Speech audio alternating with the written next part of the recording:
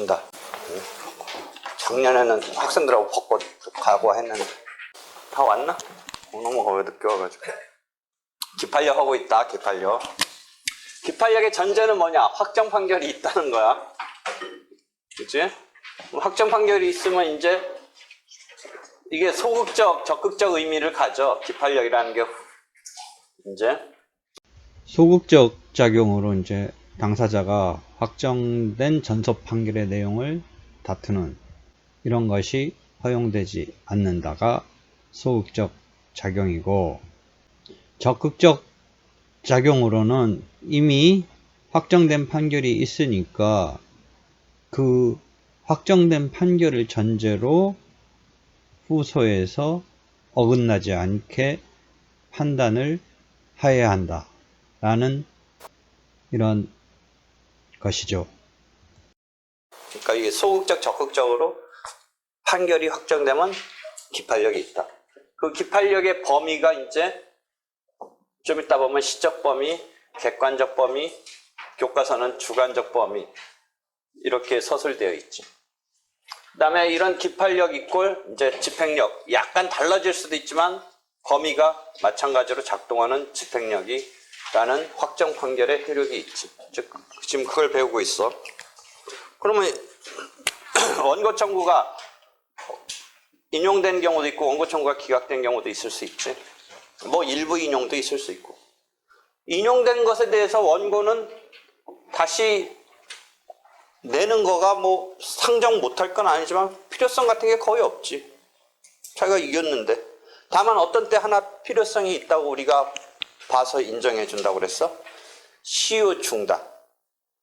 뭔가 지금 분쟁이 있었어. 채권 채무 관계 등이 있었어. 그래서 확정되면 민법에 보면 확정된 판결은 이제 시효가 소재기로 중단이 되지. 소재기로 중단이 되고 결론이 나면 이제 원래 시효가 뭐 1년짜리든 3년짜리든 5년짜리든 10년짜리든 10년이 다시 시작한다. 요게 민법적으로 우리가 시효, 뭐 시효 중단 배웠지. 그래서 시효 중단은 소재기 시점에 발생한다라는 걸 265조의 민사법에 하나 뒷받침해주고 있지. 그러니까 우리가 민법 168조에 청구, 압류, 가압류, 가처분 이런 게 시효 중단 사유라고 되어 있는데 그 청구 중에 대표적인 게 소송을 제기하는 거지. 그 다음에 압류, 가압류 이런 건 우리가 지금 집행법에서 가끔가다씩 나오고 있지. 그 재판을 하면 시효가 중단되는데 민사소법 265조는 그게 소재기 시점을 기준으로 해서 이제 시효 중단의 효력이 생긴다는 거지. 왜 그걸 정확히 해줬냐면 소장을 제출하고, 그러니까 소장을 제출 시점, 소재기 시점, 소장을 제출 시점이 있고 소가 제기되면 이제 소장 부분이 피고에게 송달되는 때에 소송 계속이 발생하지. 소송 계속은 요때 발생한다는 게 판례 내지 학설의 입장이지. 소장을 제출하고 법원이 그 사건을 맡은 법원이 소장을 심사하고 피고에게 송달하고 약간 시간적 개입이 있지. 근데 소장 부분이 송달되는 거는 뭔가 사건마다 이렇게 정확하지 않고 이렇게 대충 가는 어떤 시점이랄까 그 시간의 간격이 사건마다 틀릴 거란 말이지. 그 법원이 심사를 해서 보내는 거니까. 그러니까 그게 이렇게 왔다 갔다 하면 안 되고 소장을 제출한 때 정확히 시효 중단이 된다. 왜냐하면 소장 부분이 송달되는 건 자기가 소장을 제출해 놓고 자기 영역을 떠나서 뭔가 시간적 간격이 생기는 그걸 자기가 제어할 수가 없지, 원고가. 그러니까 그거는 정확하게 하기 위해서 265조에 소장을 제출한 때 시효 중단, 요 시점이라고 얘기하고 있지. 그렇지? 그렇게 해서 확정 판결까지 가서 자기가 이기면 그 권리관계의 시효는 새로 어떻게 된다? 10년이 되는 거지. 10년이 되는 거지. 그렇지? 그런데 이렇게 해서 확정 판결을 받았는데 10년 동안 채무자 피고의 재산이 별반 없어서 그랬는지 뭐 했는지 집행을 못했어. 받지를 못했어. 뭐 받지를 못했거나 아니면 자기가 강제로 집행도 못했어. 그래서 한 9년은 언제 막 10년 다시 다 이제 가득 찰라고 해. 그때쯤에 똑같은 사건이지만 또 내도 그때 시효 중단의 사유로서 인정된다. 동일한 사건이지만 낼 수 있다. 그게 시효 중단을 위해서 동일한 사건이더라도 낼 수 있다라는 것이지, 그런 얘기를 조금씩 했는데, 그게 각주 11-13에 각주 13번에 보면, 심지어 최근 판례야 7월 달에 전원합의체 판결인데, 심지어 이렇게 해가지고 또 한 번 자기가 10년쯤 될 때 또 판결을 받았어. 그래가지고 또 한 9년 언제 막 거의 8개월 막 또 10년 차려고 하는데, 요번 이게 또 냈어. 또 냈어. 그러니까 두 번이나 이렇게 낸 사건이야. 그러니까 애초로 치면 몇십 년 흘렀냐. 애초짜리도 거의 10년짜리였어. 애초에 돈 받을 게. 근데 막 거의 이게 완성되려니까 소송을 냈어. 실제는 소송이 아니고 지급명령인가 이걸 신청한 것 같은데, 하여튼 뭔가 시효 중단으로 걸었어. 그래서 또 10년을 확보했어. 그래서 확보했는데 또 10년이 흘러가는 이즈음에 또 소송이 났어. 그러니까 토탈로 치면 한 30년 가까이 흐른 거야, 이게. 그럼 채무자의 입장에서는 이거 완전히 이거 평생 그거에, 물론 갚아버렸으면 되고 자기가 빌렸던 게 있으니까 갚아야 되긴 하지만, 당장 돈이 없어서 못 갚는데 지금 채권자가 어떻게 계속 이걸 갖다 확보해 놓고 있어. 시효를 중단시키면서 30년 가까이 확보하고 있으니까, 이 법원이 한번 요번 생각을 해본 거야. 이렇게까지 시효 중단을 한 번쯤 하는 건 좋은데, 두 번쯤 한 이런 사건까지 나와서 총 30년간 이게 채무자가 여기에 끌려서 이런 상태에서 벗어나지 못하는, 소멸시효라는 건 소멸시키려고 했던 시효제도인데, 그게 어떻게 본다면 기본 틀이고, 중단은 이제 그걸 안 시키는, 시효 중단을 시키는, 시효가로 소멸하지 않게 하려는 건데, 이게 중단에 의해서 이게 30년도 계속 유지가 되고 있는 거야. 보통이 정상적인 경우라면 10년짜리 시효면 10년이면 끝내야 되는 건데, 중단에 의해서 계속 이게 두 번씩이나 되고 있으니까 대부분이 한 번 판단을, 이게 제도가 이게 맞는 건지 아닌 건지 한데 합당하다라고 본 거야. 이게 작년 7월 19일 전원합의체인데, 전원합의체 회부했고 아마 뭔가 반대 의견도 좀 있었을 텐데, 하여튼 전체적인 다수 의견은 그거 어쩔 수 없지 않느냐. 반대 측에서는 이제 억울하다 하는 표현은 좀 뭐일지 몰라도, 하여튼 빌린 건 맞으니까 갚아야 될 건 맞지만, 근데 하여튼 그 상태에서 벗어나지 못하는 게 너무 황당한, 이게 장기간이지 않느냐, 이런 게 있는데, 그래서 요때 채무자한테는 어떤 카드가 있다라고 내가 엊그제도 얘기하고, 어떤 카드가 거기에 잠깐 얘기 나왔고, 전원합의체 판결은 7월 19일. 채무자는 어떤 카드가 있다고 그랬어? 이거 갚을 형편도 안 되고 이게 30년간 끌려다니지 말고 어떤 카드가 있다? 채무자한테? 파산 면책 받으면 되지 않느냐, 이런 얘기가 거기도 나와. 그러니까 면책제도, 파산제도 이런 게. 파산, 네가 진짜 돈 없고 파산됐으면 아예 네가 면책 받아라. 그래서 벗어나라. 이런 건데, 이게, 그래서 그런 사건이 지금 전원합체까지 나왔기 때문에 아마 여러분 시험 볼 때 되면 이거 선택형 지문에 꼭 나올 거야. 그렇게 해서 지금 동일한 사건을 다시 내는 경우가, 원고가 인용된 판결에는 있을 수 있고, 있으려면 그런 상황 말고, 또 일반적으로도 똑같이 또 내겠다면 결국은 기판료에 걸리지만, 내겠다는 거 같으면 뭔가 이유는 있어서 내겠다는 게 있을 수는 있지만, 대부분 인용된 원고 승소했을 때는 원고가 내지는 않겠지. 다시 시효 중단의 그런 용도랄까, 용법의 경우는 지금 특이한 경우지. 원고가 기각됐을 때는 다시 낼 확률이 있단 말이지. 이런 거 안 된다는 거지.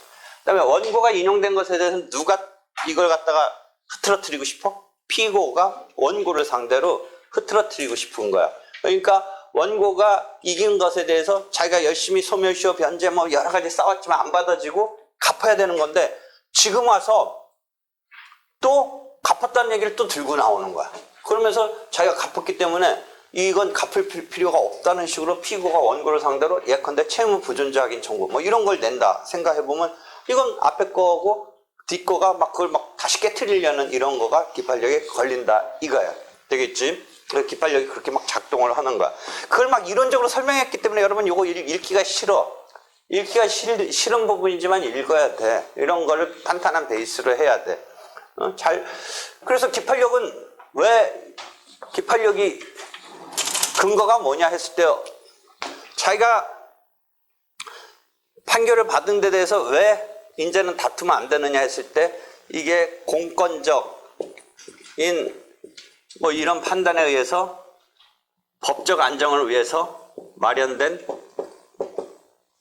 제도적 효력 이렇게 표현하다고 하는 게 전통적인 입장이지. 그래서 그런 거 써놓은 게 11-13 위에 가서 보면 정당화 근거론에 대해서 법적 안정을 확보하기 위해서 기판력이 필요하다는 제도적 효력으로서 강행적 공권적 법원 내지 국가의 판단에 대한 그런 제도적 효력으로 포착하는 게 전통적인 입장인데, 나의 경우는 절차 보장을 받은 이상 충분히 자기 변명을 하고 다툰 이상 패소한 결과를 다시 다투는 것은 공평의 관념에 어긋난다는 것에서 생기는 자기 책임에서 찾는 것. 내가 그 부분이 조금 더 제일 강한 사람이고 그 두 가지를 다 고려하는 이원적 입장이 뭐 이순 선생님 등 이원적 입장인데 나는 그 후자의 경우가 좀 더 센 거야. 이게 나중에 어떻게 나타나느냐. 이 강행적 공권적 판단으로 본다면 자기가 어떤 것을 주장을 못했어. 실제 앞에 이렇게 해가지고 난 것에 대해서 자기가 사기를 주장해서 이걸 취소됐었어야 된다. 이런 주장을 그때는 못 밝혔어. 그때는 몰랐어. 근데 지금 보니까 이게 사기야. 그러면 전통적 입장에서는 안 되는 거야, 주장이. 아무리 그래도. 그런 주장을 펼치지 못한 데에서 교과서 읽으면 지부지 고의 과실 불문하고 안 돼. 그걸 깨는 것이 안 돼. 결론이 났기 때문에. 지금에 와서. 지부지 고의 과실 불문하고 이런 표현이 나와. 그런데 나의 자기 책임으로 구성하는 후자의 입장에서는 융통성 있게 몰랐다든지 과실이 없다든지 했을 때는 혹시 깰 수 있어야 돼. 무조건은 아니지만 그 상황을 한 번쯤 헤아려 줘야 되는 거 아니냐 라는 것이 자기 책임의 근거에서 얘가 그런 책임을 질 수 있어야 된다라는 충분한 공방의 과정에서 뭔가 자기 책임 질 수 없는 상황에서 못 주장했으면 다시 주장하면서 깰 수 있어야 되지 않느냐. 그 주장을 여기다가 투입해 줄 수 있게 해줘야 되지 않느냐. 뭐 이런 논리야. 그렇지만 나의 논리는 딴 사람들에 의해서는 뭐냐 우리가 이렇게 딱 규격화해 놓고 안 되는 것으로 세팅한 것에 대해서 너는 네 맘대로 뭐 이럴 땐 이렇고 저럴 땐 저렇고 나도 그건 인정해. 그렇지만 나는 구체적 타당성을 배려해 주는 생각을 하는 것이지. 응? 그러니까 나는 어떤 획일적인 이런 것으로 처리하고자 하는 것에서 약간 이반하는 거지만 나의 생각은 그렇다는 거지. 그러니까 나의 판결의 효력은 뭐라고 그랬어? 최종적인 결론의 판결의 효력은 소제기에서 변론을 열 때 변론에서 자기 주장을 충분히 펼치는 이런 것이 마련됐다라는 절차 보장을 무진장 강조하는 것에서 계속 시작을 하니까 이 절차 보장이 제대로 되지 못한 것에 대해서 본인이 책임질 수 없는 사유로 그렇게 됐다면 거기서 빠져나갈 수 있게 해줘야 되지 않겠는가의 그런 취지인 거야. 이해되겠지? 그렇게 해서 이제 이해를 하는데, 그러면 이제 기판력이 정당화까지 됐어. 그래서 이렇게 기판력 있는 판결이 있는데 후소가 등장하는 국면은 똑같은 사건이 또 등장할 수도 있지만 이런 경우도 있어. 기본적으로 똑같은 사건이 등장하는 경우 말고 또 앞사건과 똑같은 A가 등장하는데 앞사건이 여기서 A를 기반으로 B라는 즉 앞에서 소유권 확인 청구에서 승부가 났어. 그런데 여기서 소유권 확인 승부가 난 것에 그래서 소유권에 기한 이전 등기 청구가 후소로 나왔을 때 사건은 틀려. 앞에는 확인 소송이고 뒤는 이전 청구 소송이야. 그렇지? 근데 앞에서 소유권 확인의 결론이 났고 그 두 당사자 사이에 확인해서 누구에게 있다 라고 했는데, 그러면 여기에는 작동해. 여기에서는 소송물은 아니야. 원래 동일한 소송물을 기준으로 하는데 앞사건의 소송물이 뒷사건의 선결 문제로 작동한다. 이런 표현이 나와. 선결관계라고 나오는. 이건 좀 특이한 경우고 일반적으로는 동일한 사건을 전제로 하는 건데 앞사건의 소송물이 뒷사건의 소송물하고 똑같지는 않지만 뒷사건의 선결적인 문제에 작동할 수는 있어. 그치? 여기서 결론이 났는데 여기서 다시 소유권이 누구에게 있느냐를 다시 다투게 해주지 않고 그대로 끌어서 앞사건에서의 소유권 확인 소송의 결론이 작동한다 이거야. 기판력이. 그러니까 뒷사건에 선결적으로 작동하는 경우가 나와. 그지? 그 다음에 동일한 사건은 아닌데 이행소송에서 이겼어. 그런데 두 번째 사건은 이걸 완전히 뒤집는 거야. 아까 설명했듯이 채무부준제 소송을 반대쪽이 내는 거야, 피고가.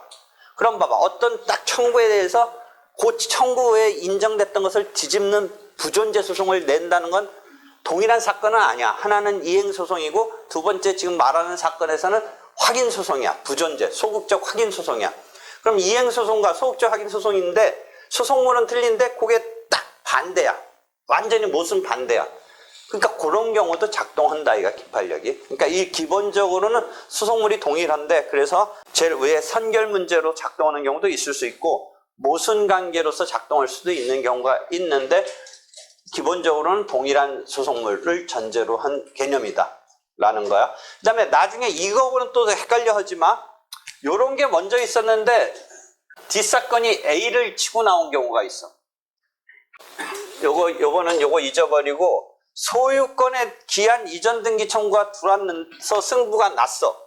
원고가 패소한다든지 원고가 승소한다든지 났어. 그럼 이 앞사건의 소송물은 이전 등기 청구 소송이야. 그런데 그 전제 문제인 소유권의 있냐 없냐를 바탕으로 손을 들어주든지 안 들어준 건데 뒷사건에서 요 A 소유권 자체만 다투는 이런 청구가 들어왔어. 이 경우는 기판력이 작동하지 않아.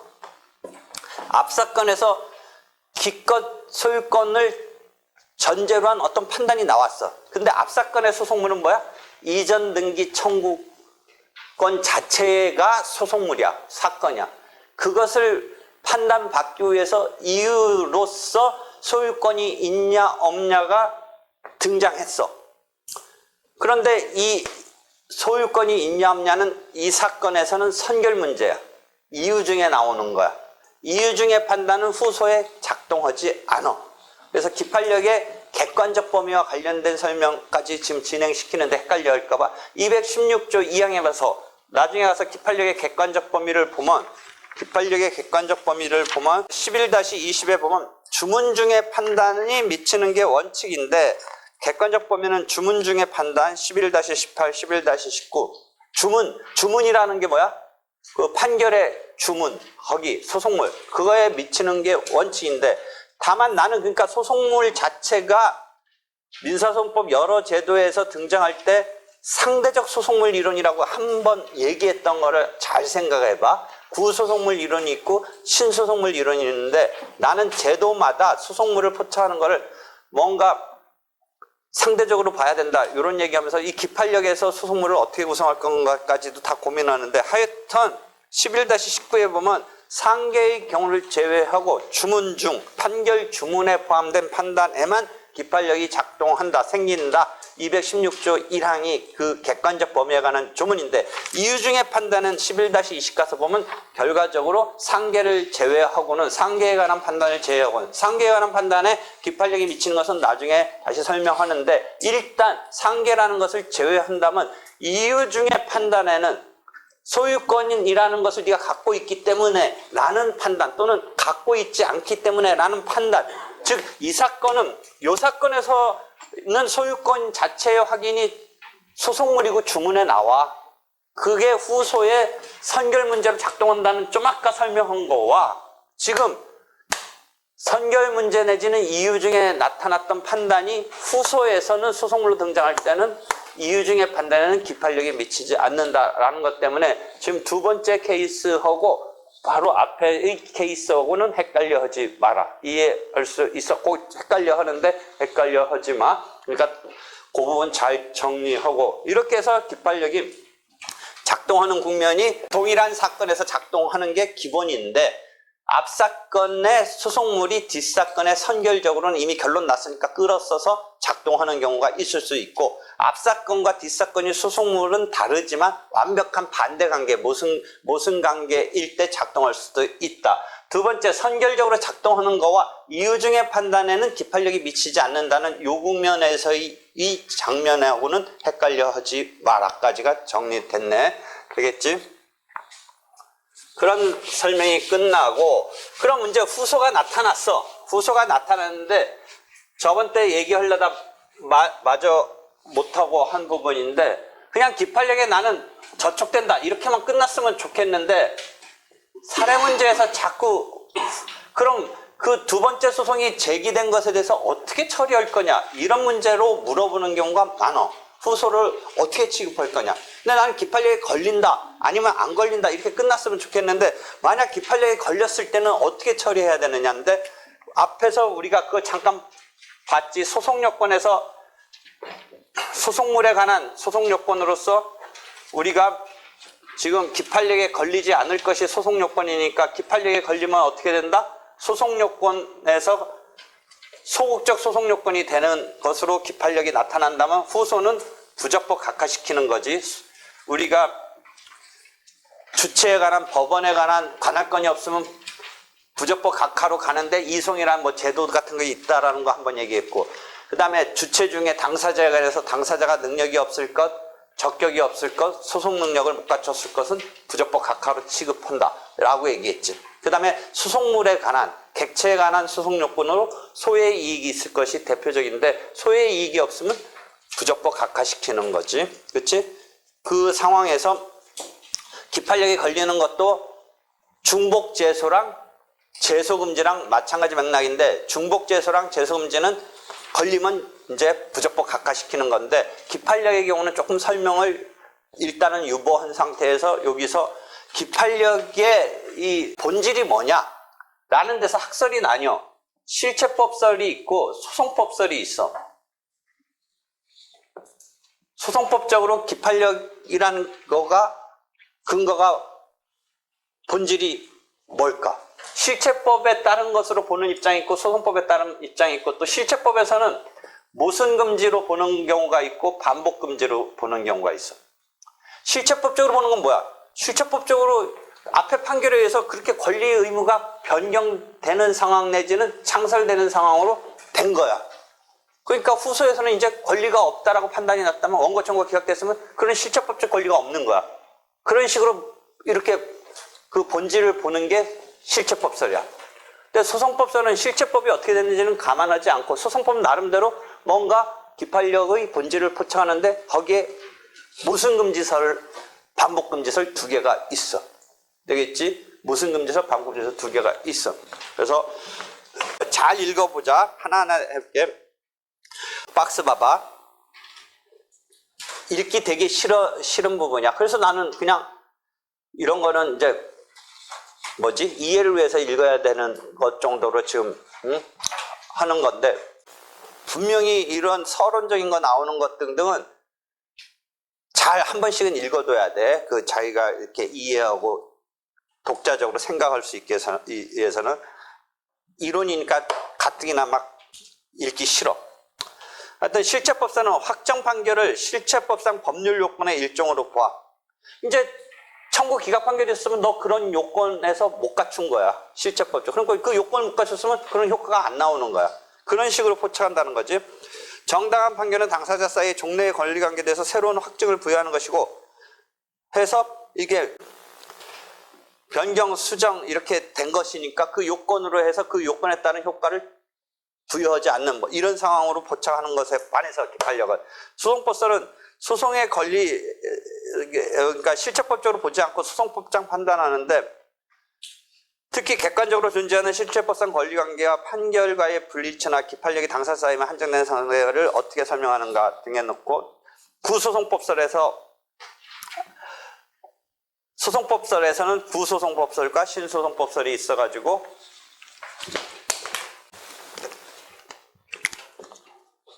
이걸 구소송법설이라고 하고 이걸 신소송법설이라고 그래. 그러니까 우리가 소송물 이론에서 구소송물 이론, 신소송물 이론 뭐 이런 거 있었는데, 여기서는 소송법적으로 포착하면서 구소송법, 신소송법적으로 구축하는 두 가지 입장이 있다라는 거야. 용어 막 또 헷갈려 하지만 소송물 이론에서 구소송법설은 모순금지설이고 신소송법 반복금지설이야. 그럼 이게 어떻게 작동하느냐? 앞사건이 모순된 판결을 하지 않기 위해서 앞사건이 원고 청구가 인용됐을 때는 2차적인 소송을 부적법 각하시켜. 또 판단해 줄 필요가 없으니까 이겼는데 잘못 들어와서 모순적인 판단을 다뤘다가 할까봐 문전에서 부적법 각하시켜.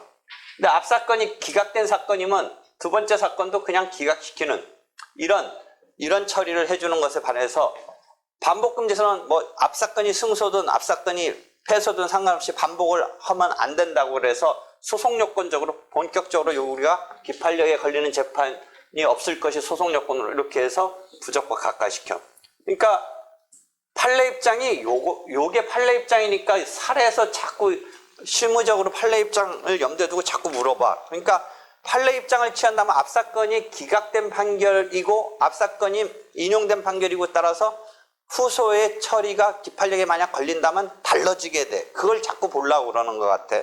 그래서 판례 입장인 모순금지설은 기판력을 어느 법원의 판결이 확정되면 다른 법원도 이와 모순되면 안 된다 라는 것에서 앞사건에 대해서 승소 판결을 받은 경우에는 이미 권리보호를 받았음에도 불구하고 다시 권리구제를 받고자 하니까 권리보호의 이익이 없어 소각하의 판결을 하여야 하나, 앞사건이 패소 판결을 받은 경우에는 원고에게 다시 동일한 소송에 대해서 모순되는 판단을 해서는 안 되므로 청구 기각 판결을 하여야 한다. 모순되는 것이 여기서 작동하는 데서 두드러지지. 앞사건이 기각이었으면 모순돼서는 안 되니까 뒷사건도 기각으로 나가야 된다. 한편 반복금지설 신소송법설에 의한다면 다시 반복하는 것을 금지하니까 앞사건이 원고 승소든 패소든 뒷사건은 소송요건적으로 작동해서 부적법 각하된다라는 거야. 그럼 다시 앞에 가서 소송요건에서 기판력이라는 게 나오고 있지만 좀 더 엄밀히 말한다면 소송요건으로 보긴 하지만 실제 처리에서 학설에 따라 좀 달라져. 그렇지만 기본적인 맥락은 뭐 기각을 시키냐 각하를 시키느냐 하지만 뒷사건에서 두 번째 사건에서의 취급을 안 해주는 이런 맥락에서는 뭐 큰 테두리에서는 그런 거이긴 한데 그 이론 구성을 어떻게 할 거냐가 좀 차이가 나는데 반복금지설은 소송요건으로 완벽하게 이렇게 구성된 흐름으로 보면 되는데 모순금지설은 조금 더 추가적인 설명이 필요하다는 게 그 이야기야. 되겠지? 요거를 자꾸 물어봐. 기판력 걸리는 것에. 그런데 나는 이런 거는 상관없고 그 다음에 실무는 모순금지설이라고 해서 과연 그럼 인용 판결에 대해서는 부적법 각하로 처리해주고 기각 판결에서는 그냥 기각으로 처리하느냐 그렇지도 않고 또 각하는 이상한 판례도 있어. 그다음 심지어 어떤 판사는 반복금지설 말고 판례가 실무가 모순금지를 취한다더라도 꼭 인용된 건 부적법 각하고 기각된 건 기각시켜야 되는 건 아니다. 뭐 이런 주장하는 판사도 있고 자기가 실험적으로 한번 판결도 해봐. 그러다 대법원에서 깨지기도 하고 하는데 그래 그러니까 나는 그런 식으로 뭐 이렇게 했는데 약간 정치하게 해놓은 것 같기도 한데 또 그렇지도 않아. 그러니까 하여튼 계속 그걸 물어봐. 그래서 나는 그렇게 안 물어보고 어떻게 물어봐? 기판력에 그냥 저촉되는가 이렇게 물어봐. 기판력에 저촉되는가. 뭐 저촉된 것에 대해서 어떻게 후소 법원이 취급할 건가까지를 안 보려고 하는데 그렇게 보려면 이제 막 이런 설명으로 가는데 그냥 저촉된다라고 끝내버리는 정도만 나는 보려고 하는데 경우에 따라서 뭐 이걸 봐야 될 때도 있긴 하지만 하여튼 대충 나는 그런데 일반적인 사례 문제는 꼭 그 취급까지 보려고 하는 문제가 더 대부분인 것 같아. 그러니까 알아서 여기를 잘 정리를 해도 이해되겠지? 되겠어?